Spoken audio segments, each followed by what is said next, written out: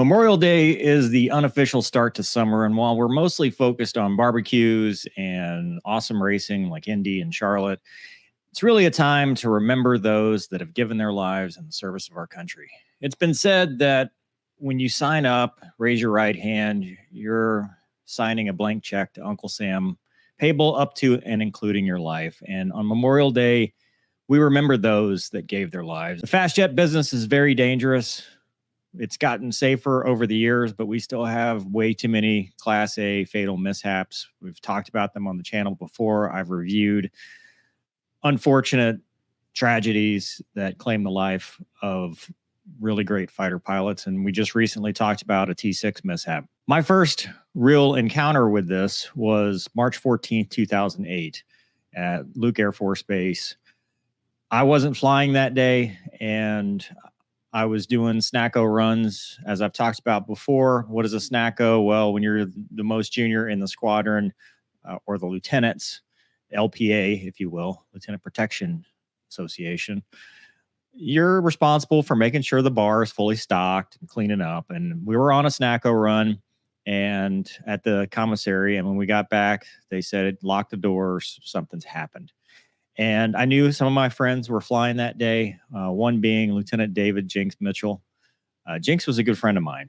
He was a fellow reservist. When I went through the F-16 basic course, there were two pilots that were not active duty, me and Jinx. Jinx was a guard guy going to Ohio, and I was a reserve guy going to F-16s at Homestead. And so we became friends based on that alone, although our class was pretty tight-knit. And we liked to hang out, during our naming. We liked to make fun of the active duty.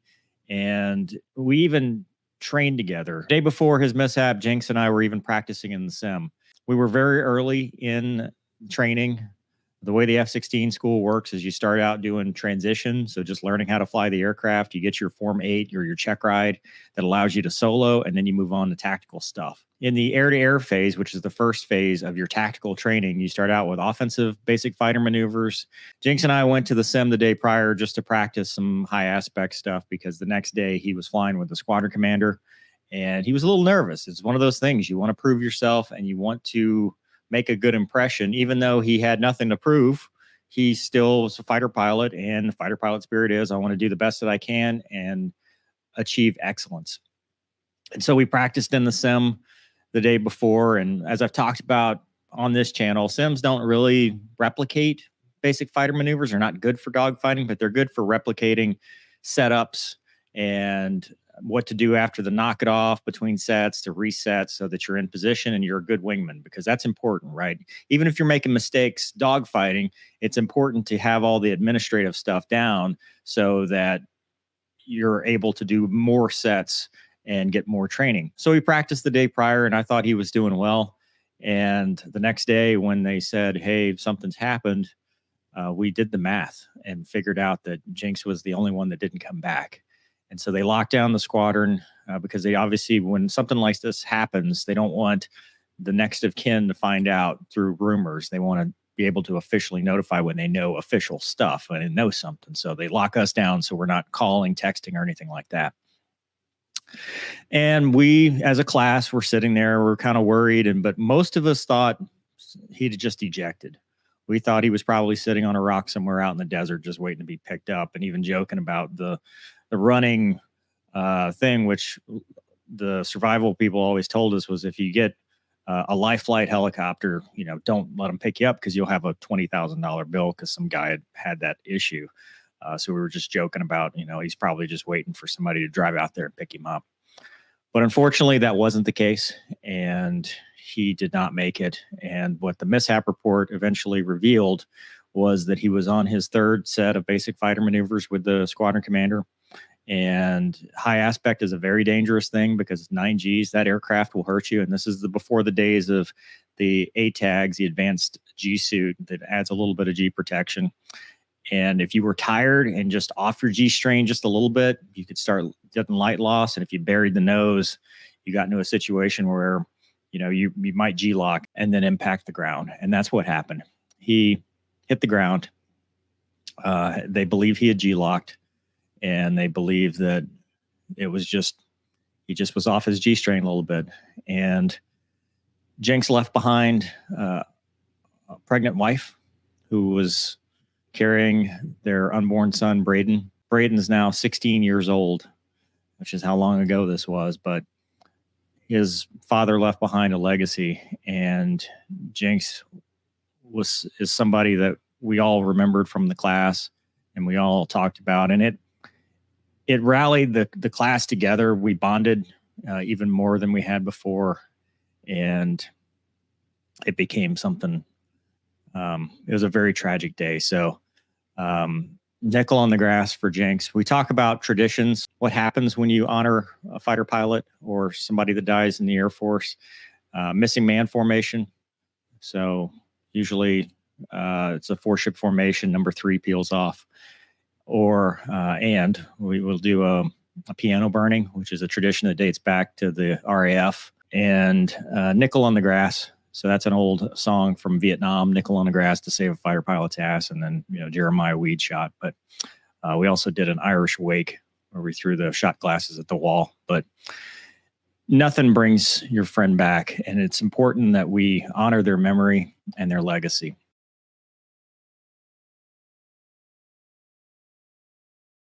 Just over a month later, on April 23rd, 2008, I lost another friend, Major David Bama Faulkner.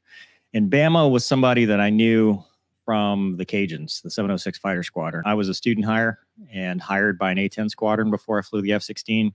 And that squadron in New Orleans was kind of where I had my first introduction to being a fighter pilot and the fighter culture in general. And Bama was a captain when I first met him. And he was the guy that took me into the A-10 sim on my very first day interviewing. They said, hey, come out. We want to meet you, before they made me a student hire. And the very first thing I did, like a dummy, was try to roll the A-10 in the sim and crashed into the ground. And he's laughed at me and said, well, that's a aggressive way to make a first impression. But he laughed at it and thought it was funny. And he ended up being a good mentor for me. He was in the squadron full time. I was there when he pinned on Major with some of the other guys in the squadron. And unfortunately, the Cajuns were realigned as part of the BRAC. And after Hurricane Katrina, that squadron went away. And Bama, for a little while, went to an airline job. And then eventually he wound up at Columbus as an instructor in Mississippi. Before that, Bama was a good make them tell you no story, because he started off as a navigator with the Alabama Air National Guard on the KC-135 and eventually transitioned to become a pilot and flew the A-10. While I was in pilot training and during training, Bama was the guy that I would call to give me advice. And he was always just so level-headed and so practical with how he advised me. I mean, IFF was one of those things where I kind of psyched myself out and thought that I wasn't meant to be a fighter pilot, because I had done so well in UPT. And it was kind of the first time where I was like, I don't know if I can do this, which was 100% mental, had nothing to do with flying ability. It was just, I had heard other people had trouble and I thought I have to too. And Bama was one of those guys that talked me off the ledge and said, no, dude, you're going to be okay. And he was an awesome mentor for me. And so on April 23rd, 2008, he was flying a student flight, which at Columbus, all the students loved him. I mean, I can absolutely believe 100% that he would be an awesome instructor and a guy to fly with, because he had taken me to the sim so many times in the A-10 and shown me things while I was a student hire. And he was always super patient and super knowledgeable and just an awesome instructor. And on that day, he was with a student, and the T-38, being a dangerous aircraft in general, had an aileron problem. And on landing, the aircraft rolled, and both he and his student were killed. So that was, like I said, 6 weeks after, just barely any time. So 2008 was just a rough introduction, but it's a reminder that freedom isn't free, and that the stuff we do might be fun, might look cool. It is cool. It's a lot of fun, but it's still dangerous, and we still lose people all the time. and we still lose good people, even in training. I'm not going to talk about all of them. Taj, Cabby Serene, Ice Houghton. There are so many that I've known that we've lost, and then I've known of as well. I've talked about the mishap reports and stuff, but I think it's important that we honor their legacy and we talk about their stories and talk about the good stuff too. Both Bama and Jenks were family men. And so I think it's important that we just take a minute, and that's what this video is about. I didn't want to make this part of the Mover and Gonky show later tonight. I wanted it to be separate and kind of just honor their memory. If you've got somebody you want to honor, just leave a comment below. As General Patton once said, it's foolish and wrong to mourn the men that died, but rather we should be thankful that such men lived. And I'm thankful that I was able to know both Jenks and Bama and Ice and Cabby and all the guys that gave their lives. I know Gonky's got many that he lost. Wombat's talked about it. We've had Deuce on. He's lost several friends. He's lost quite a few, way more than I have. T-Bear even. I think it's important to bring it back up and just talk about it, because today's the day. Memorial Day is that day, but we do celebrate Memorial Day as the unofficial start of summer, because we're celebrating the fact that because of their sacrifices, we're able to live free and have that backyard barbecue or go to the beach or whatever. So in their honor, we should still enjoy this time and make the most of it, because they would want us to live. They would want us to have happy and good lives.